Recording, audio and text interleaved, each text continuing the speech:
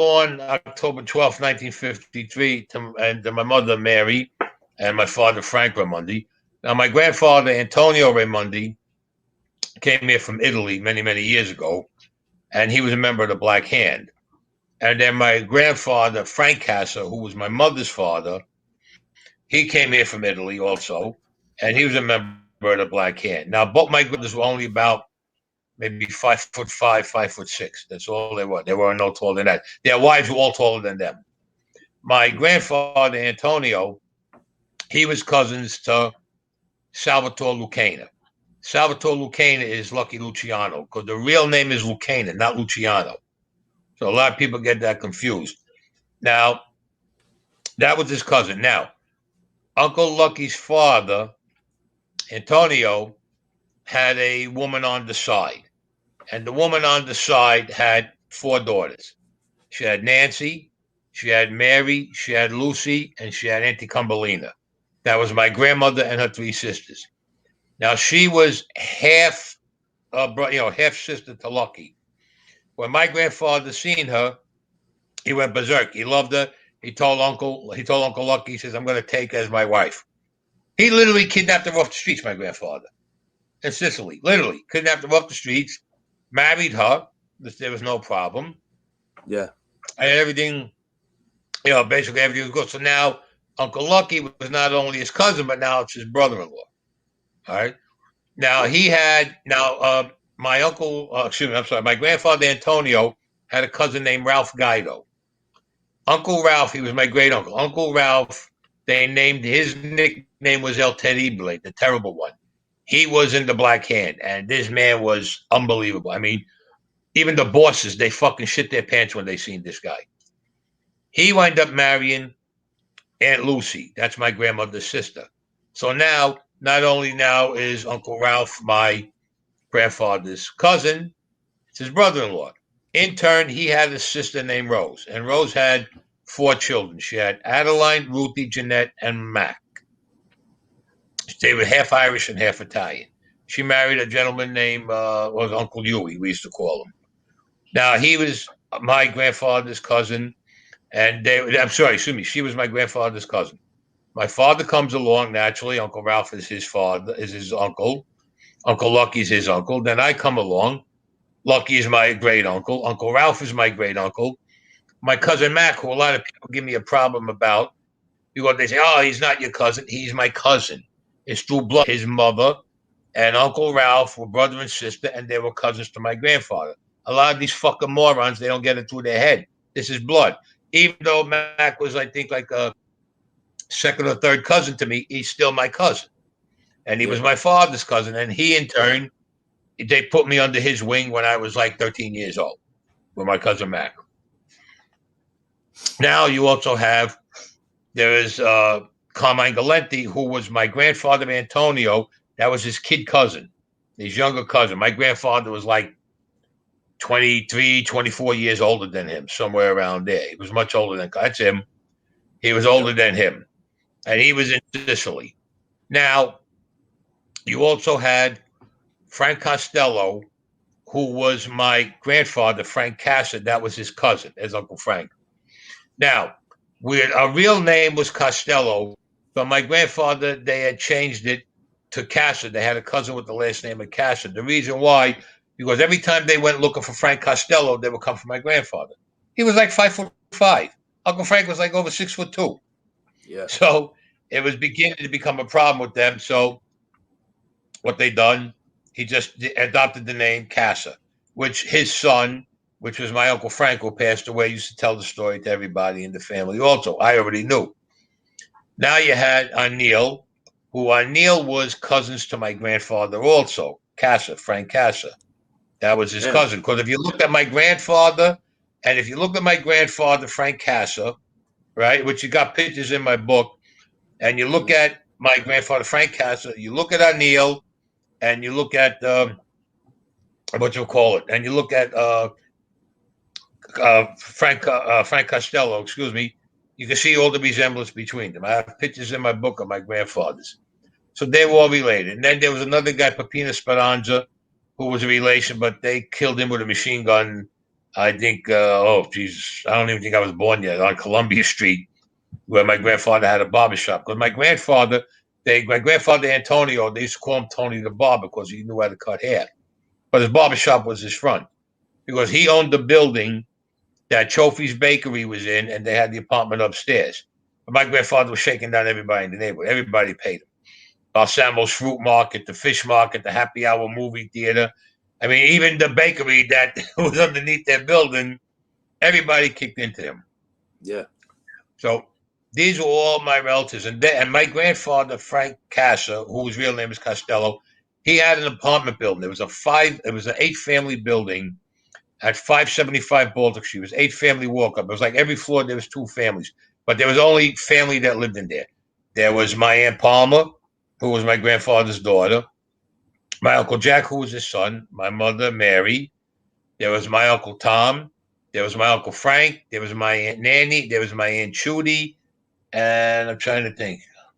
Oh, and there was a cousin of theirs. I think her name was Effie Perez. She was a Spanish girl, but somehow she was related. It was only family in the building. But every week, like clockwork, every weekend, they all used to come over to the house on Baltic Street. And my mother used to cook for everybody. They would either be in my mother's and father's apartment, or they would be my grandfather's, which my grandfather was right next door to me because we were up on the second floor. So when you went in the building, you had 2 apartments downstairs. You went up the stairs, there was 2 apartments. Next flight of stairs, 2 apartments. Next flight, 2 apartments.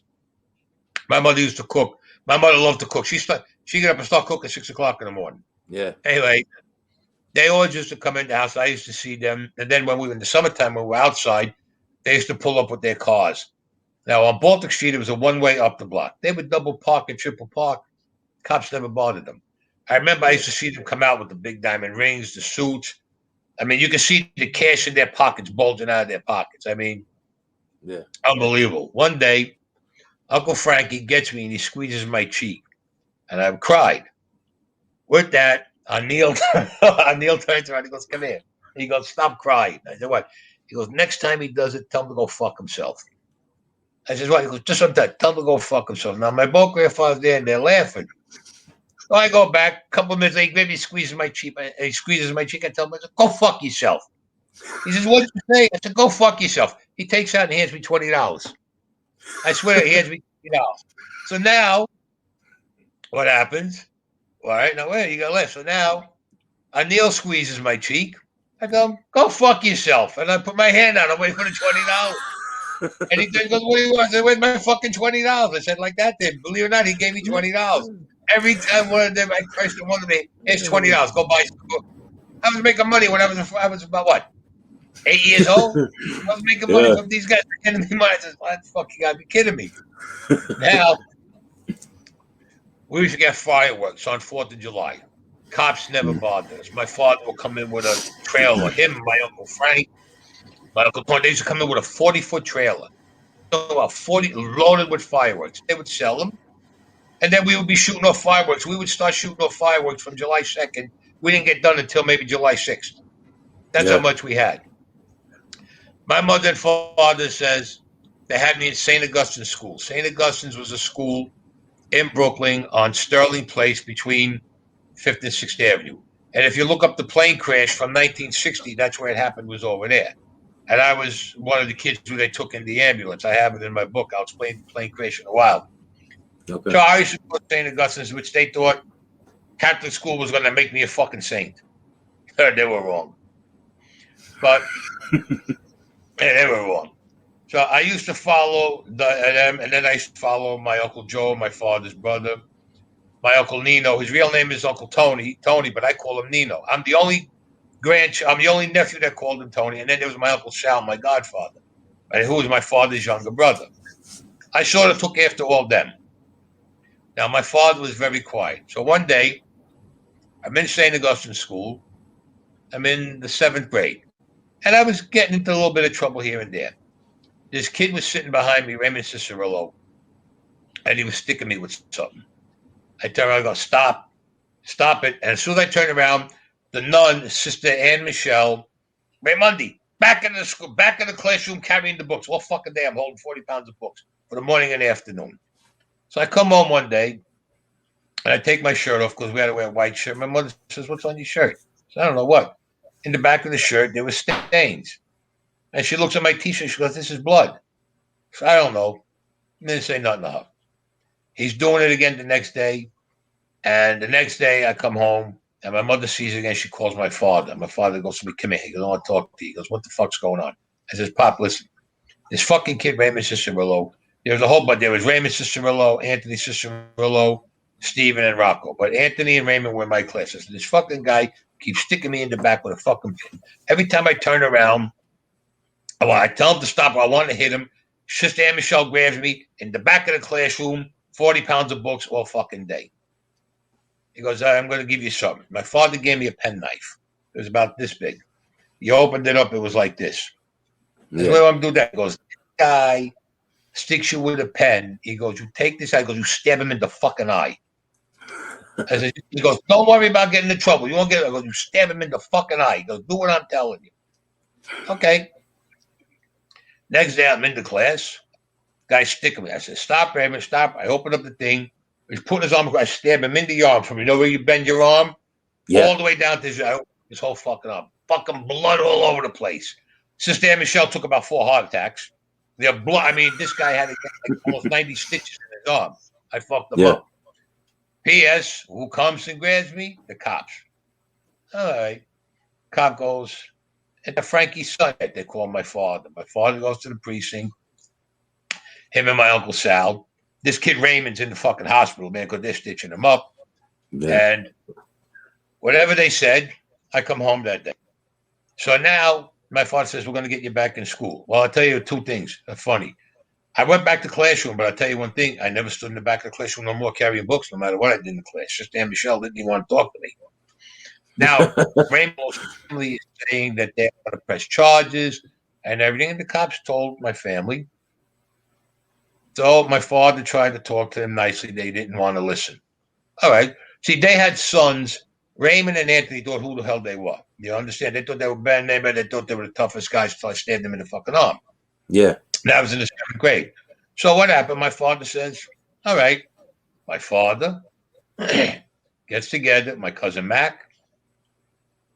Maya was there at the time. And I Maya think, Lansky. yeah, it was Uncle O'Neill. Yeah, and Uncle O'Neill.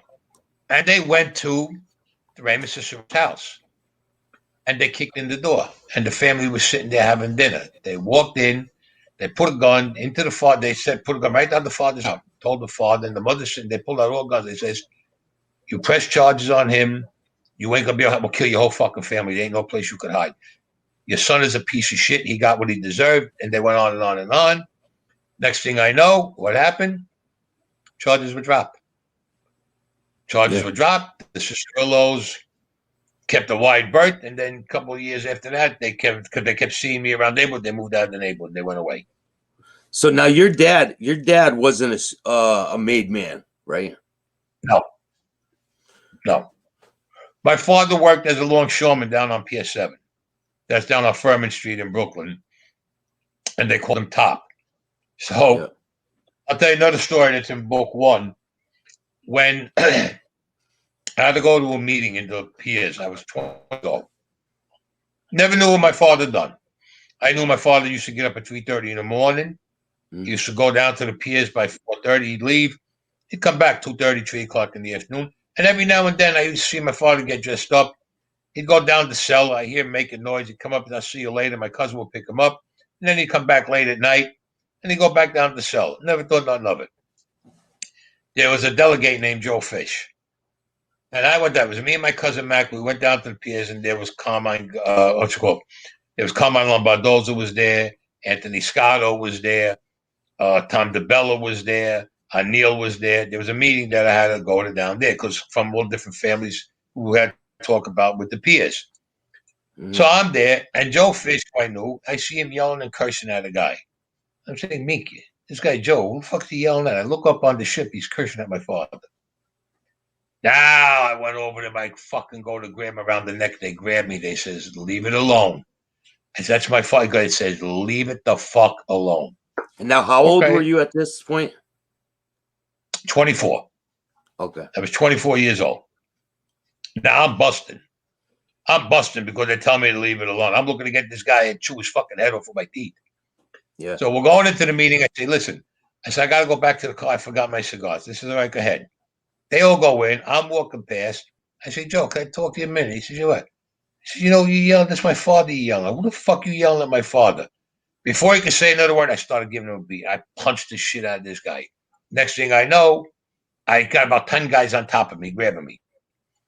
Yeah. Carmine Galenti, Neil was on there, Carmine Lombardoza, they all grabbed me. What are you fucking? I said, I'll kill this motherfucker. Talking to my father that way.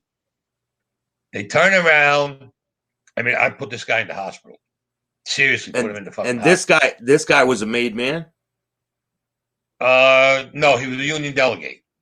Oh, so he wasn't, but Longshoreman, he was involved with them, but he wasn't made. he was with the Gambino people. Yeah, he was just an Right. associate. So though. now, no, but he was a union delegate and on the delegate for the PS. He Yeah, was in the union, the longshoremen's union. He was a big delegate. This guy. He was like yeah, the second highest delegate. And we got put this guy in the freaking hospital. yeah. So he's a big So shot. now, Yeah, yeah. So now they tell me, don't you know? I said, he's cursing at my father. I'll fucking get him out, cut his heart out. They tell me, don't you know? I said, don't I know what? Don't you? I said, no, I don't know. What are you talking about? Everybody kept looking at me and they saying, you don't know. I said, what don't I fucking know? They turned around, they told me, they says, this is an act between Joe Fish and your father. I said, what fucking act? So Carmine Lombardoza says, listen, he says, I already spoke to your father. He's going to talk to you tonight. He says, but you got to make this right with this guy, Joe Fish. He goes, you put him in the hospital. You almost killed him. I said, well, how am I supposed to fucking know it's an act? I said, I don't know. I wasn't told. P.S. I go home, and my father goes, come on, let's go in the yard and talk. So I go in the yard, and then my father tells me that there was an act between him and Joe Fish because the FBI was always looking at my father because my father was a shooter. I look at him, I says, what? He goes, that's what I do. He goes, how do you think we live so good? He used to tell me. He goes, I can yeah, do anything I want on the Shylock and bookmaking, anything I want. He goes, I work right directly for the commission. They have a special piece of work. They call me. I go and do it. Well, one of the 5 families in New York, if they got something they want done, they want a specialist. They go to the commission. Everybody meets. They call my father. Frankie, you got no problem. I said, how the fuck did I know this? I said, you're over there telling me you don't want me in this life. I said, you're killing guys since I'm a baby. He says, this is what I do. I said, okay, now I got to make it right with this guy, Joe Fish. A friend of mine had a Cadillac deal at Benson Cadillac, it was called, up in Bensonhurst, Brooklyn. I walk in to see Jimmy. He goes, hey, Anthony, he goes, I heard about what happened with you and Joe Fish. He goes, you got to make it right. He goes, don't worry, I'll get you. You want a car? I said, yeah. He goes, I'm going to give it to you for cost. Give me a brand new Coupe de Ville for cost. Okay, yeah, here's the money. Fine. Take the car out. This guy, Joe, now he's in the hospital. Now I go to the hospital to see him. This guy's in bed. He's got bandages on his face, his arms. He sees me. This guy starts pressing the button for the nurse. He thought I was there to kill him. yeah, I said, Joe, listen, let me tell you something. And he's shaking. I said, oh, this guy's going to drop dead in the fucking thing. I said, listen, I apologize. I didn't know that you and my father were friends and this was an act. I just found out. I said, but I got to make it right with you. P.S. There's like 19 nurses in there coming in and, and he's looking at them. I says, but I'll see you again. And I leave. About 3 weeks go by. I get the call. Joe's out of the hospital and he's down by the piers. So I say, you know what? I'm going to bring him the car and give him. He says, shit, this is a good idea. So I get my cousin. My cousin Mac drives my car and I drive the Cadillac. So I pull up on the pier with the car. My cousin Mac gets out. I walk into the office and he's talking with Anthony. Joe sees me and he fucking starts shaming. He turned like milk white. I mean, this guy thought this was the end. I said, Joe, yeah, I got to speak to you. I said, come with me. He wouldn't budge. So Anthony tells me, just go with him. And he's like shaking. I said, come on, come with me. I said, what? I drag you the fuck out of here. I said, come with me. I said, don't worry. I got something I want to show you. This guy thought I was going to clip him. I mean, there's yeah, no two ways. Finally, we get him out the door. I'm walking. I got my arm around his shoulder. I said, listen. And I turned him around. I said, Joe, I want you to close your eyes. This guy looked at me. I thought he was going to start. He closed his fucking mouth. He figured I was going to, one right in the head. He thought he was going to get it. yeah, He closed his eyes. I said, walking with me and walking. I says, open your eyes. The guy wouldn't open up his eyes. I said, Joe, open your eyes. Joe, would you open your fucking eyes already? So he opens up his eyes. You see that Cadillac over there? And he looks at me. I said, that's my present to you. I'm apologizing for what I did. I got to make it right. I said, here's the keys. The insurance is paid up on it for the next 3 years. And the car's all paid in full. That's yours. Driving in good health. I want to apologize, Joe. I didn't realize. I had to make good for it. There was no two ways in about it. I had to make good for it. This guy looked at me. He was paranoid of getting in the car. He got it. I opened up the car door. I opened up. See, he opened up. No bomb going. I get in the car. I said, start it up. He was hesitant. I said, Joe, start the fucking car. Well, I'm standing next to him. Yeah. I swear to God, he closed his eyes tight and he started it up. When he heard the engine go, just go. I'm standing next to the car. You think I'm going to put a bomb in here and kill me too? What the fuck's the matter with you? And that's stuff with Joe Fish. And, he seen me and we were friendly after that. Yeah. But he was some piece of fuck. He was. I had to make it right with this guy. I had to. Yeah. I mean, there was. Yeah. I mean, there was no way I could not make it right. Meanwhile, Uncle Maya, throughout the years, he's learned all this. And I remember I was 16. I was 16 years old, and Maya says, "You got to come with me." I said, "Where?" There was a guy. They called him Red Robbie, and then they called him Round Robbie. Jewish gangster. Had a tremendous business going, bookmaking, Shylock, and gambling. And Maya says, "You're in my area. You got to come up with a piece of the action." And the guy used to tell him no. So Maya picks me up one day. He goes, "You know what you're going to do?" I said, "What?" He hands me this thing. He says, "Go under the car. They're connected to the gas tank." He says, "There's straps. Pull out the antenna." I said, "What the fuck is it?" He goes, "The bomb." I go, "That's a fucking bomb?" He says, "Yeah, it's a bomb. I'm going to blow up his fucking car." Okay, here we go. I go on, I'm crawling, I put it underneath the fucking gas tank. I pull the antenna out. I come out, and he hands me the ice pick. He goes, "You'll know what to do when this guy comes out." It's okay. Guy comes out, and they're talking. And I'm standing there. And he goes to Maya. He goes, "Oh, who's this? Your nephew? What's he going to do? Kill me?" With that, I went up and I put the ice pick. I stuck it under the neck. Maya pressed the button. Boom, the fucking car blows up right in the middle of the fucking street. You stuck it right under his neck? Right under his neck like this. I punctured him a little bit. That little bit of blood came out. I said, "I'll drive this right through your fucking brain. You open up your mouth again." This guy started crying. Maya told him, he says, "Here's what we're going to do." Because I was trying to be nice with you. Basically, you told me to go fuck myself and you show no respect. You open up in my area without asking me. He goes, "I want 50% of everything you make." Because if I don't get it, there's no place in the world you're going to hide. He says, "I'll get you and I'll kill you." Yeah. P.S. He gave Maya that from that week on, Maya got 50% of everything this guy made. Maya used to throw me in, and I was making more money than than guys that were working in legitimate jobs and stuff. Yeah. I was making more money. Maya was giving me 20% of what this guy gave him. That's how good I was with Maya. But I had a fucking ball with him. We used to go down he used to take me to the Copacabana. 16, hey, let him get in. Fuck you, he's getting in. Okay, Maya, whatever you say. Go on my Uncle Frank. So what happened? In the interim, as all this is going on, my cousin Mac brings me down to the Diplomat Lounge on Carroll and 3rd. I was 13 at the time. Mm-hmm. And Tom DeBello goes, "Who's this kid?" I said, "That's Frankie's son." He goes, "No problem. It's Frankie's son. Let him do what he wants." They says, because they were breaking me in. Because I was getting into a lot of trouble. And what happened? I was getting into a lot of trouble. And there was a meeting at my Uncle Frank. My Uncle Frank was a big bootlegger with cigarettes and Shylock.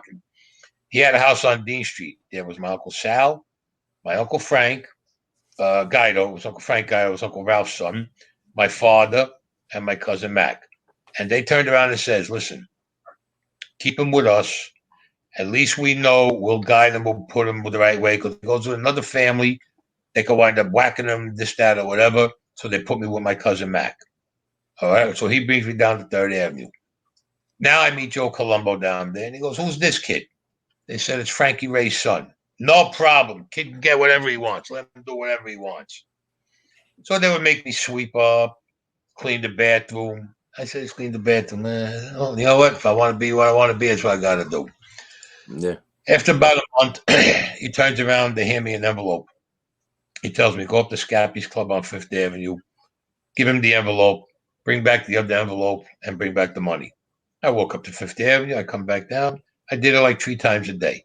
No more cleaning the diplomat now. He said, this is what you, okay.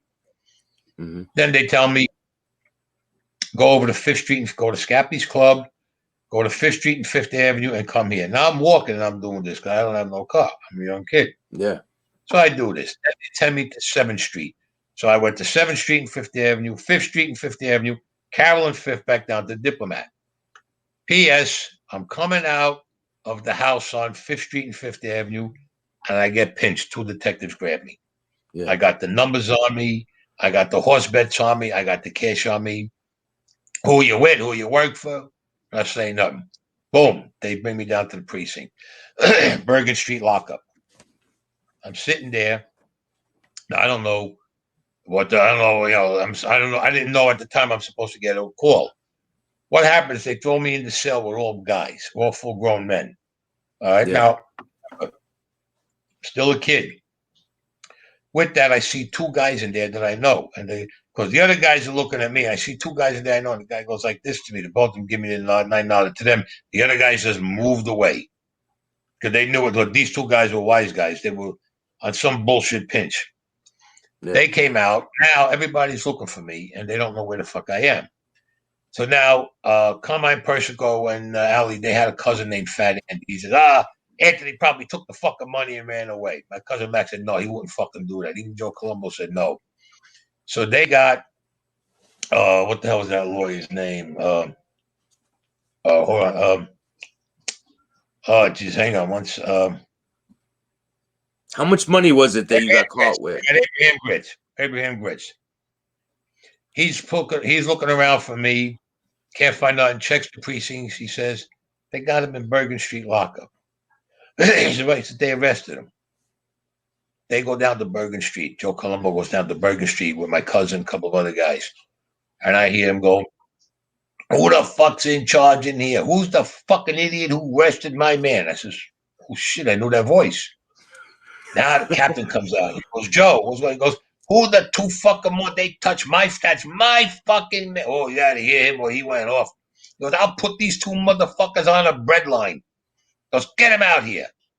The captain comes out. Now the inspector comes down. The fucking, well, Joe, they're all telling him to calm down. Yeah. These 2 detectives come out and he turns out, goes, you fucking touch my man again. He goes, I'll make sure you never fucking see daylight. You'll be working night shift for the rest of your fucking life. I'll put you in fucking Harlem. So now they says, get him out here. So they see Joe Colombo standing. Oh shit, man, my cousin Matt. I see Scappy. I see fucking out. Wow, what the fuck is going on now? I just got pinched for numbers. He turns around. He says, now give him the stuff. He goes, give me the fuck. He goes, get the slips and get all the fucking. The detective gets it. They gave him it back?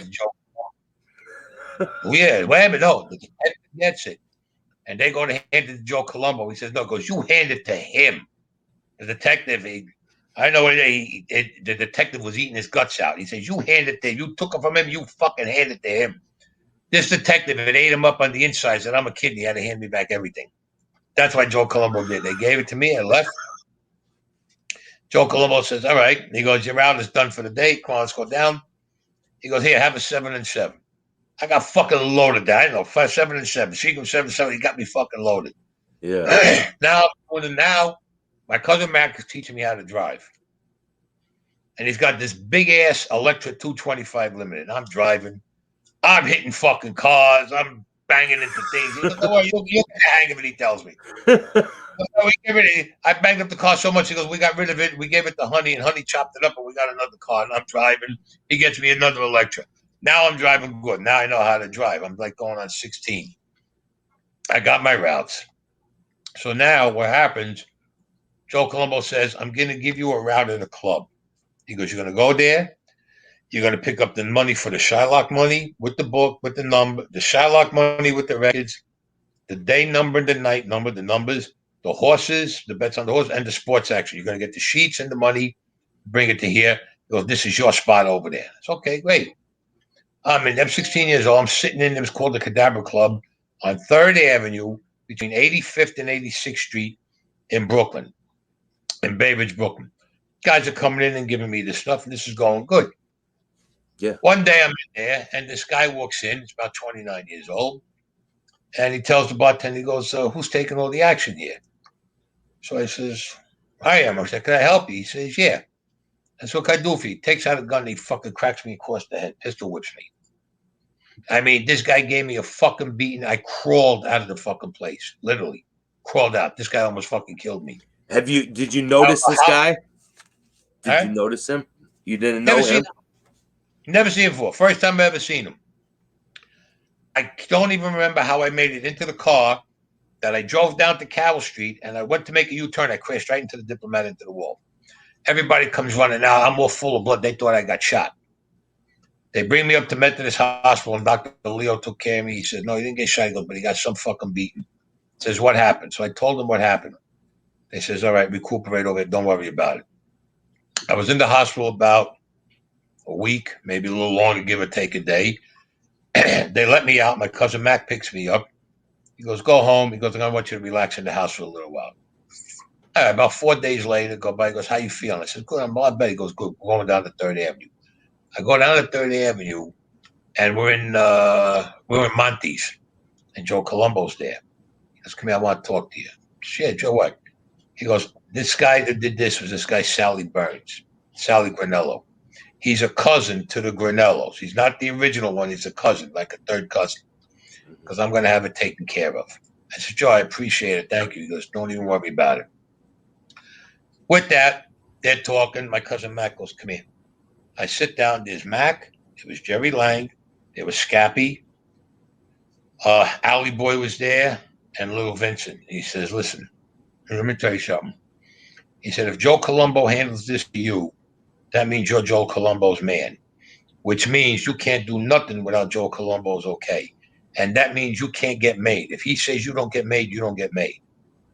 I said, "Okay." I said, "What do I do?" He goes, "But if you handle it yourself, any way you see fit," they told me, "that means you belong here with us. You're one of us. When it comes your time, you'll get your," he says, "you'll get your button." He goes, "But you'll be one of us. You won't be that Joe Colombo owns you. You're one of us." That's Yeah. okay. With that, I walk over to Joe Colombo. He was talking with Tom DeBella. I says, "Excuse me, Joe, can I speak to you a second?" He says, "Yeah, what?" I said, "Joe, I really appreciate the fact that you want to handle this for me." I said, "But I feel that it's my spot down there. I got to handle it myself." He looks at me. He goes, "Are you sure?" I said, "I'm positive. I got to handle this myself." With that, he gets up. He gets up. He hugs me. He kisses me. He says, "Do whatever you want to do. You got the okay from me." Okay. That same day, I went over to Union Street and 30th Avenue. There was a bar there called Union Street Bar. My friend Sally D was in there. He was 16 years old also. His uncle Sally D, his father Joey D, and all of them. They had the bar. Then you had a cellar, and then you had a sub basement.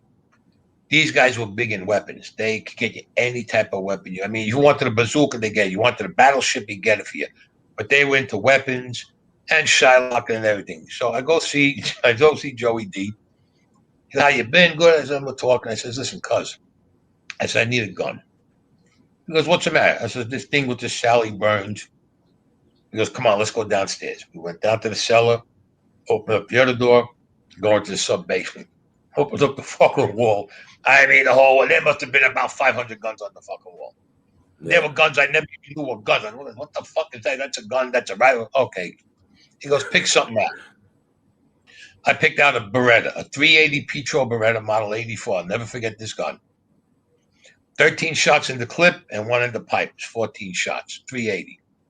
He goes, "Come on, we got they had in the basement there, they had a range, like the pistol range. Yeah. Break a box of bullets over." He goes, "Come on." He goes, "Let's try the gun out." So he showed me how to load it and put it in. And I'm aiming, I'm shooting at the target. So he goes to me, he goes, "Cuz, you never shot a gun before?" I says, "No, why?" He goes, "You just wrapped off at fucking 13 rounds." He goes, "You got like 12 of them in the fucking bullseye area." I said, "I never shot a gun. I never shot." We fired off 50 rounds. Out of 50 rounds, I think it was 48 or 49 of them I hit center mass. I was a natural with a gun. It just came like this, like that. It's just natural. With that, Sally D comes down and Joey tells him what's going on. He says, Dad, he goes, Auntie, you that? Yes, I never shot a gun before. I said, but it feels good. He gets the gun, puts in the bag, a box of bullets. He goes, my gift to you. He says, you was in good health. But what the bag? He goes, you ain't paying for nothing. He goes, it's my gift to you. Yeah. I had the fucking paper bag. I'm walking from Union Street to President to Carroll Street, and my cousin Mac is there. He goes, you ready to go home? I says, yeah. I get in the car with him, and he's driving. He goes, what do you got in the bag? I pull out the fucking gun. Bang! He caught me off the side of the head. He goes, you put that fucking thing back in the bag. Well, you got no permit to carry this. Well, we looking to get fucking pictures. What the fuck you doing with anyway? I said, listen, I'm going down to 3rd Avenue. I'm going down to the club Friday night, and I'm taking this with me, in case if there's a problem with this Sally Burns, I can scare him. My cousin Yeah. looked at me. He started laughing. He said, you're going to scare him? I said, okay. He goes, you sure you're going to scare him? I said, yeah. I go home. I'm pulling the action back on the gun. I'm taking it apart. I'm putting it together. I'm loading it, and I'm ejecting the shells, everything. Yeah. I mean, I knew this gun like the back of my hand. Friday night comes. I get all dressed, get in the car, and I drive down. I remember, I'm still 16 years old. My cousin gave me the lecture. I drive down to 3rd Avenue. Everybody's in Monty's. They said, what are you doing? I said, I came down here to get a quick drink or whatever. I said, yeah, I'm going out to Baby to settle this with this Sally Burns. Okay, go ahead. I get in the car, zip, I go out to 86th Street. Is Sally Burns with a family? Yeah, they were with the Genovese family. Now, Okay. there was Sally Burns, Frankie Burns, and Jimmy Burns. They were brothers and cousins. They all got whacked. They were all perverts. Then they had their sons. There was Sally Burns Jr., who got whacked. There was the cousin Jimmy Burns. There was another cousin, Sally Burns is the one I clipped. He was another cousin. He was like a third cousin. They kept the name Frankie, Jimmy, and Sally in the family. There was like fucking 90 of them with the same name. Yeah. I clipped the cousins like the third cousin. What happened was this guy was in prison, and he came out of prison after 5 years and thought who the fuck he was, and he was going to take over everything. Yeah. So when he heard about my spot down there, all right, so now I park the car and I go to walk into the club, and Dookie, the bartender's there. He's by the goes, Anthony, what are you doing here? I said, I came in here to settle things with Sally Burns. He goes, you're fucking crazy. Ever since that thing, this guy's been in here. He robs the register. He's taking the Shylock money. Everybody's afraid of him. They're terrorizing him. I said, Dookie, don't worry about it. I said, I'm going to talk to him. I'm going to settle it. Now, when you walked into the Cadabra Club, you walked into the door, and there was a long bar. You went all the way down. There was a shelf over here in the bar, and then it made an L, turned this way. And there was a dance floor to the right, and there was tables and chairs. When I made the turn, I seen him. He was sitting down with his back to me. And there was a girl he was talking to, Karen Scusa. I'll never forget her. She came from my neighborhood. Tall, blonde, beautiful piece of work. The music was on. She seen me, and I seen her bending down, and then the music went off, and I heard her say, Anthony's behind you. Meanwhile, I had the gun in my hand. Something just told me, take the gun out, and I had it at my side. This guy jumps up. You cocksucker, you motherfucker, what I tell you? I said, you come back again, I'm going to kill you. I'm going to blow your fucking head off. Your mother's going to have a closed coffin for you. Throws open his jacket, and he grabs the gun, puts his hand on the gun to pull it out. I just picked up my hand. I emptied the whole clip in him. Just emptied the whole clip. Didn't Whether I realized I did or not, I just emptied the whole clip into him, put the gun back in the waistband, got in the car, went back down, go down to Carroll Street. I'm driving down, and I remember my cousin saying, get rid of the gun, break it apart, and throw it in the canal. So I go to Hamilton Avenue, park my car, cross on the other side, took it apart, threw it in the canal, get back in the car, boom, back to 3rd Avenue. Walk into the Diplomat. I swears everybody, go down by Monty's. I walk in, everybody sees me. Oh, what's going on? It says, I thought you were going to settle this thing with Sally Burns. I said, I did. That's what happened. I said, I shot him. They all looked at me. Said, you shot him? Yeah, I shot him. He said, what happened? Did you kill him? I said, yeah, I think he's dead. And they're all looking at me like, what the fuck? It's like I came from outer space. With that, Joe Colombo convincing he says, go down to the place and see what happened. So I'm sitting there and we're talking. And Joe goes, give him a 7 and 7. So I'm drinking it. And Joe goes, look at this fucking kid. I'll never forget what he said. I'm looking at him. He said, look at this fucking kid. He just came in here and told us he killed the guy. He's cool, calm, and collected. It's like it doesn't faze him. It's like as if he's saying he just got laid for the first time. So my cousin Mac looks at me. He says, "That's my cousin." He says, "Let me tell you something." He says, "They turned around and said, this kid will be as he gets older, he'll be a help to us if we go to fucking war again." Within an hour, Vincent comes back and he says, "Well, what happened?" He says, "The guy is dead." He goes, "You can't even tell if it's a guy or a girl." He goes, "He blew his head completely off." He goes, "He's got no head left in him." He goes, "He's dead." With that, Joe Colombo says, "Come on, get ready. You're going to the farm." They sent me up to this farm in Saugerties, New York. Yeah. A couple of weeks, days went by, whatever. Nothing happened. Nothing happened. They bring me back down. They brought me back down. It was like just before Thanksgiving. I start business up as usual. Shylock, a bookmaking, Christmas trees, everything. November goes by, no problem. December, no problem. January, I'm sitting in the Diplomat. Two detectives walk in. "Anthony Raimondi, Luciano Raimondi, yes, you're under arrest for the murder of Salvatore Burns." All right. Turn around. My cousins look at me. They give me the nod. I knew what was going to happen. They go and they bring me down they give me state charges. They bring me in. They got Abraham Gritz comes in.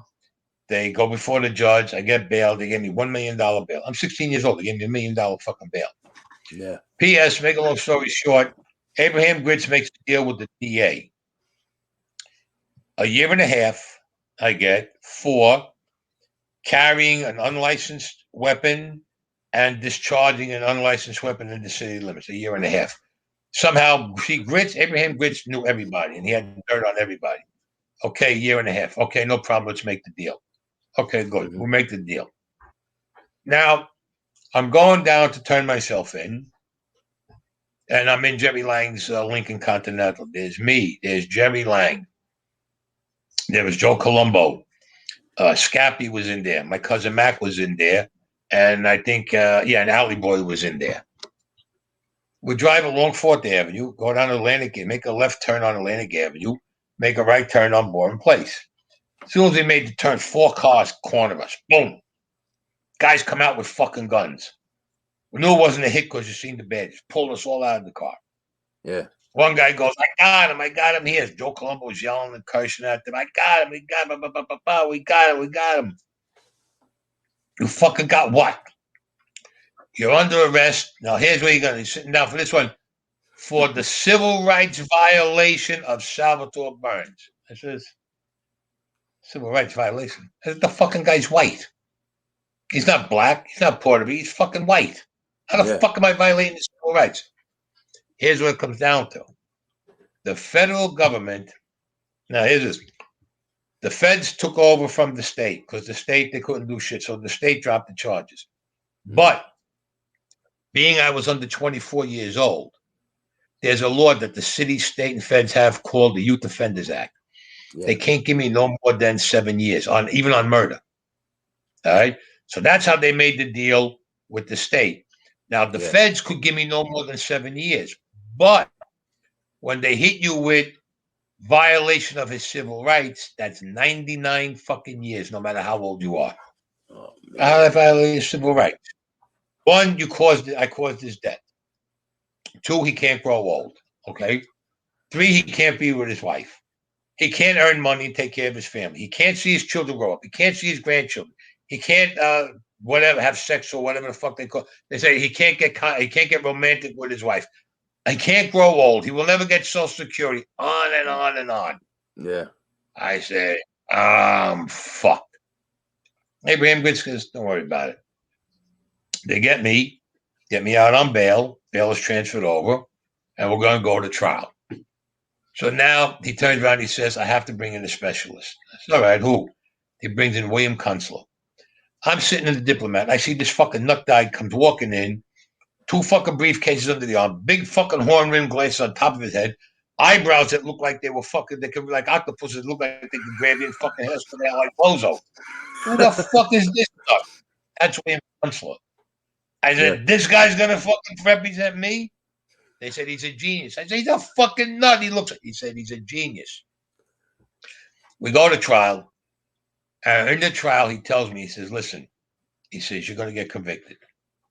So what the fuck are we going to trial for? Why don't we make a deal? He says, "Listen to me. I got a rabbit I'm going to pull out of the hat. He says, trust me when I tell you. So I'm looking at him and I'm looking at Abraham. It's all right. Jury convicts me. Bam! 1 hour, in and out. Boom. Judge gives me 99 fucking years. They took me out of the courtroom that night. During the night, they shipped me to Atlanta. They didn't even make me wait a couple of days. Yeah. Consul said, he goes, I'll be there to see you in 2 days. I get there. I'm 16. I'm 17 now. I'm 16 now. I'm still 16 because I didn't become 17 until that year. They throw me in the hole. All right. Now the hole you're in, you're in your own 8x10 cell, toilet bowl. Okay. Not even 2 days later. It was like the next day at night. Consul comes walking in with Abraham Grits. They turn around and tell me, how'd you like to get out of here? I look at them and say, you fucking kidding me? I said, well, I got to kill. Just like that. They tell me, just don't talk like that. Don't talk. I said, yeah, how do I get out of here? He says, listen, you ever hear of the Southeast Asian Conference? I have no fucking idea what it is. He goes, all right. You joined the military, do 2 years. Everything goes good with you. This is wiped out. I says, yeah, sure. I signed here. I signed. Signed about 40 pages. Said the MPs will be there tomorrow to pick you up. That night they left. It was about 11:30, 6 o'clock in the morning. I hear them calling me, get up. I see these 2 fucking guys walk in. I'm 6'2". They're about 6'6". I mean, these guys are like fucking. They made Lou Ferrigno and Arnold Schwarzenegger look small. Yeah, they're like huge. Fuck, MP. And they say, please step away from the cage, Mr. Raimondi. Please, okay. Would you please step out? Very polite. Yeah. They handcuff me. They take me and they're taking me down to Camp Lejeune. They're driving. Now, in the wagon that I was in, you had a driver, an escort, and then the two MPs. Mm-hmm. Okay. I'm looking at these guys. I mean, these guys were fucking huge. Now we're driving, and there's about maybe 4 or 5 hours we're on the road, whatever. And these guys are, I want to go eat. Well, I want to eat here, blah, blah, blah, blah. And they're arguing back and forth. So the guy says, yeah, we got a spot right there. Pull in, we're going to go eat over there. So the guy says, so I looked at the guy, says, can you do me one favor? And they looked at me and they says, well, what are you asking? So when we get out of the car, if you decide to go one way and you decide to go another way, can one of you unhandcuff me because I was handcuffed to the both of them? I said, because if you both go in separate directions, you're going to split me in two. The guy starts laughing. He says, you know what? I'm going to do you a favor.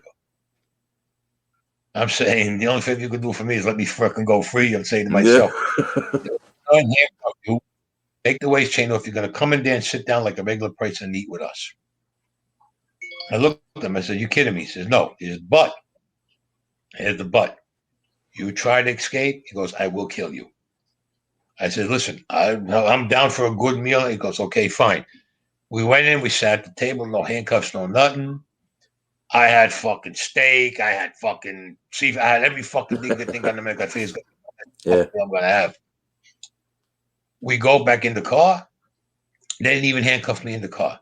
They're talking to me like we're talking now. Yeah. I just took a liking to me. Once we got to Camp Lejeune, they said, we got hands. I understand. They handcuffed me. They threw me in the barracks that I had to be in, which was a barracks that was for guys like me who were doing the time, but they had to sign the papers going to the military, right? Yeah. Well, that fucking morning, I hear, you motherfucking maggots, you cocksuckers, get up, you belong to me. Captain Emil Bass. I saw this guy, says, whoa, there's going to be a problem with this fucking guy. He's asking everybody, you think you're a fucking tough guy? No. He came up to me. I said, no, Captain. No, sir. Goes to the guy next to me. Goes, you think you're a tough guy? This fucking guy tells him, yeah. I looked at this guy. I said, you fucking stupid. And he turns around and tells me, he says, I want you guys to move away from him. Around, let me see how tough you are. This moron picks up his hand. Captain Bass fucking leveled him. Beat this guy so fucking bad they had to put him in the infirmary. But they kept him in the thing. I says, oh, man. I says, and he goes, and you? And I go, me? He says, I don't like you. I didn't say a word because he was looking. I didn't say a word. He goes, you think you're a fucking tough guy? You're a gangster because you killed somebody? He says, that don't mean a fucking thing over here to me. I'm saying to myself, okay. I'm saying, keep your mouth shut. I said, God, this guy will do a number on you. P.S. We're doing basic training, right? Mm-hmm. Every time he's doing hand-to-hand combat, guess who he kept calling? Me. You. Practice dummy. I was catching beatings legitimately as his practice dummy. This went on for about, I had black and blues, black eyes. One day, he did a real bad beating on me. My fucking eye was swollen out over here. My fucking lip down here was like that. And they put me on the ladder to clean off the corrugated iron roof, scrape it down. All right, I'm up on the ladder, I'm scraping it down. And I'm saying to myself, I'm saying, like, I'm thinking about how I can kill this guy. I'm being honest with you, seriously. Yeah. Walking over, I hear somebody calling me. It says, "Where's Captain Emil Bass?" It says, "You up there, come down here." And I come, I see, whoa, this guy's a fucking colonel.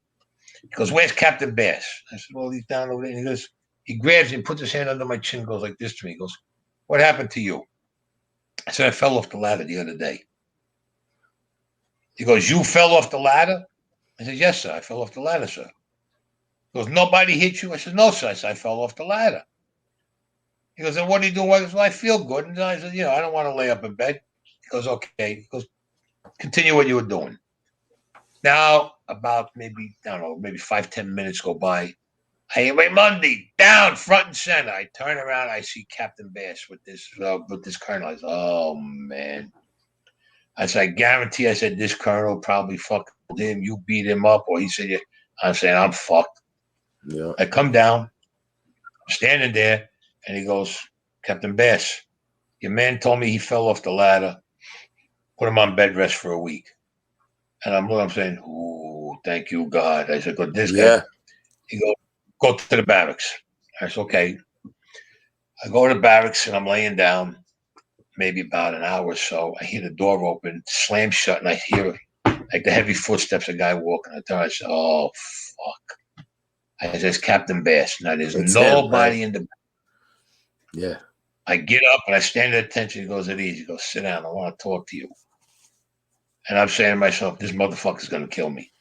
I said, "He's going to kill me." He goes, "I want to ask you a question." I said, he goes, "Why didn't you tell the colonel that I hit you?"